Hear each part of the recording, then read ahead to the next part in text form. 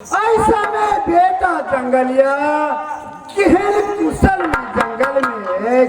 से हमरा कह के सुना दे माता रानी। बेटा जंगलिया अपन तोहर शिकार खेले जंगल में तोरा बेटा के कुछ नहीं मिले बेटी, कुछ नहीं भेल नहीं बेटी। हे माता,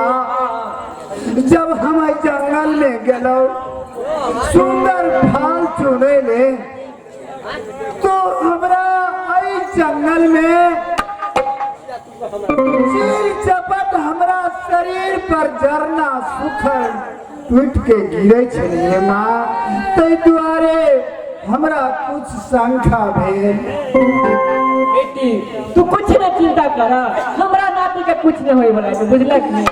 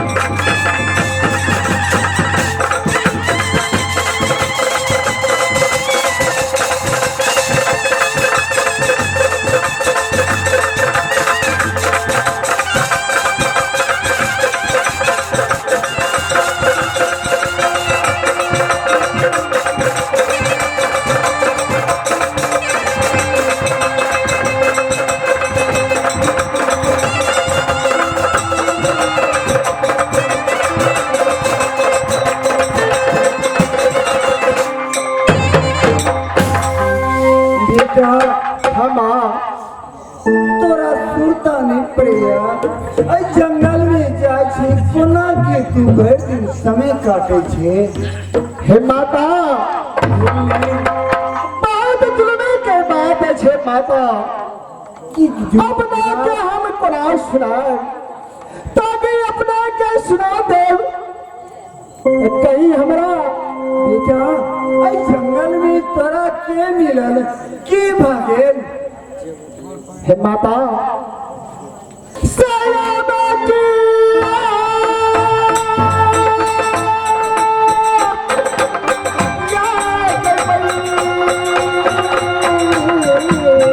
मैया की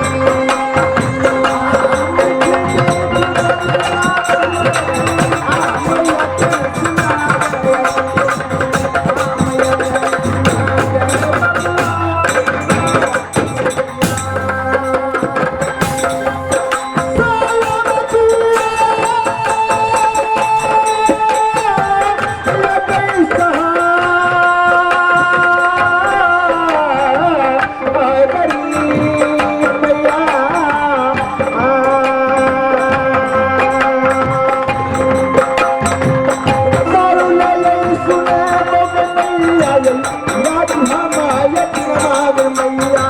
राज कराई नवाब मैया। माता सुना कान खोल के वो जंगल में जाके हम खेले धुपै छली भूख प्यास के बेर छल हमरा भूख लग गेल वो रास्ता भेने जाए छल ये ओ हवा नाम के ग्वार कहै छल सब दिन जाए छी नित दिन हम दूध पहुंचावा निर्गुणपुर में मलकाइन के हम उनका दूध जाके छीन के पी लिए माता। की बोले छे पागल भ गेले तू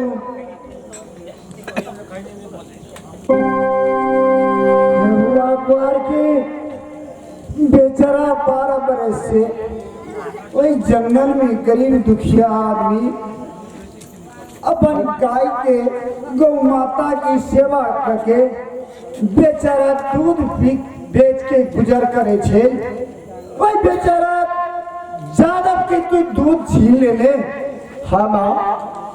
जंगल में से आप एक तो एक देवता की साथ में गुजर करे छे वही जंगल से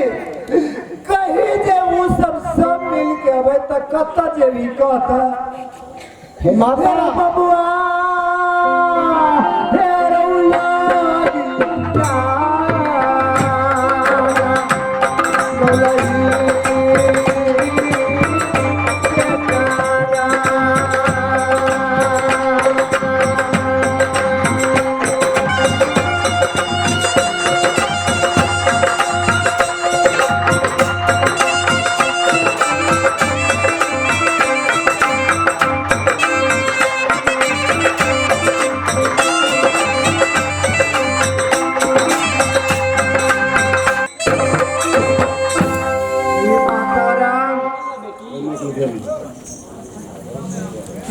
बेटा जंगलिया से गलती भगेल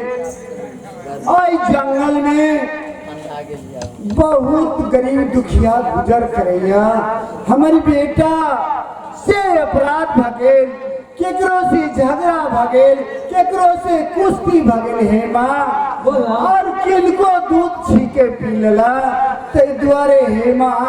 हम तोरा प्रणाम करे छी हमरा बेटा के कोई डांट जोगिन भूत बकेल नहीं लगे जाए हे माँ। बेटी हमर नाती गलती के लेला ओई गलती के कुछ नहीं हो सके बेटी। माता बोल ले सुना तो हमसे और नारी मंदे भी और माता सुषमा तो क्या खबर मरैया आज हमसे जा रहे छी हम ये हरी नहीं है पर कहते कौन है भाई गेल हते केकरो कुछ चढ़ जते तो बहुत मुश्किल दंड जुर्माना करब बेटा ताकि हमरा अवसर दो कि बस वही हरिन के देखब। ठीक है बेटा बाबुआ बाबुआ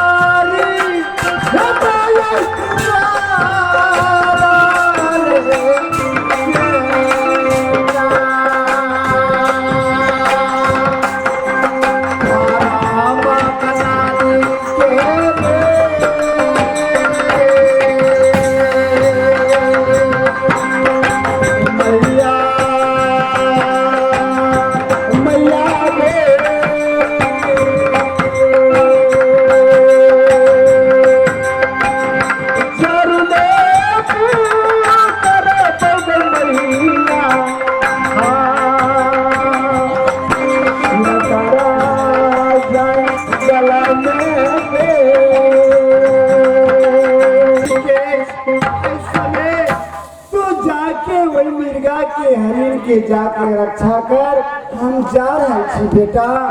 तोरा कोनो समय पर तू वही जगह लाने के पुकार करिए। ठीक है माता अपने जा टोटली मरैया में जल्दी साचा लगे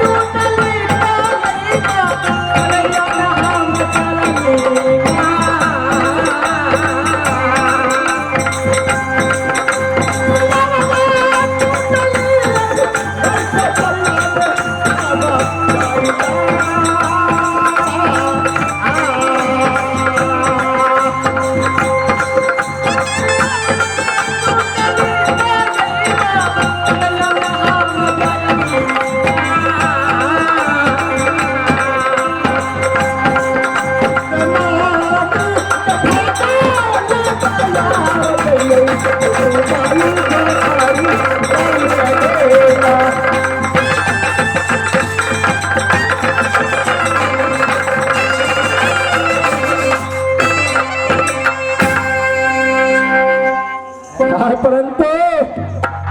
या माता बंदनी और माता शिशना आदर दलाग हरिण चरवा के वास्ते जरूर हरिण के चरण और सेवा करो पानी पिए ताकि वही हरिण के मर नहीं सके कोई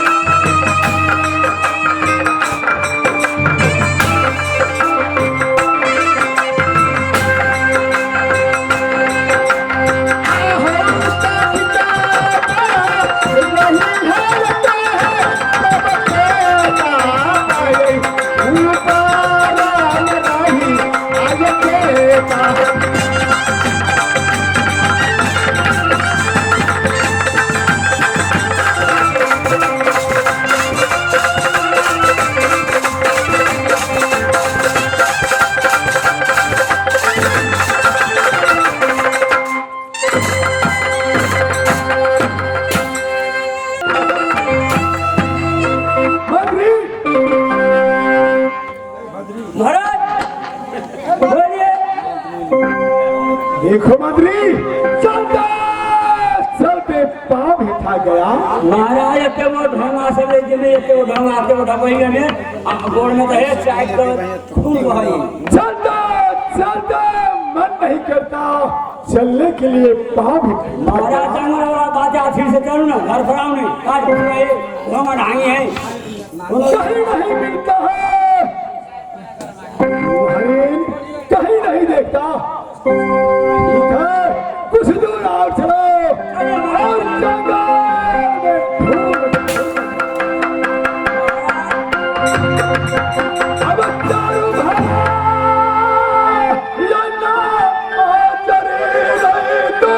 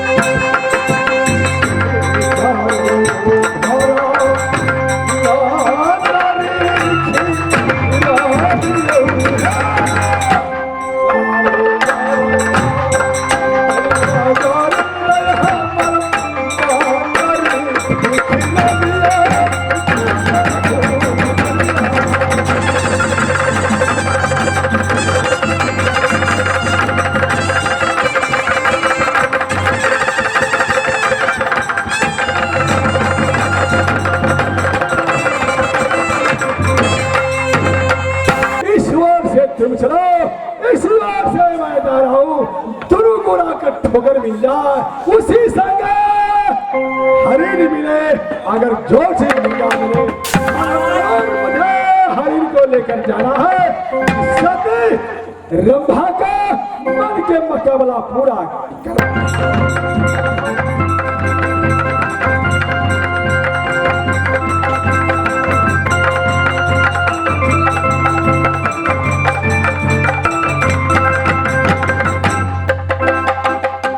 परंतु या नगर कट्टा हरना हरनी सब चरैया जंगल में उनका रचवाली करे छी हम ताकि एकरा कोई मार नहीं सकैया तै द्वारे हरमा के कुछ घड़ी चरा दे छी या चैत बैसाख के महीना अछि हमरा बहुत रोद लाग गेल हम जाय छी सखुआ गाछ तक कुछ आराम करब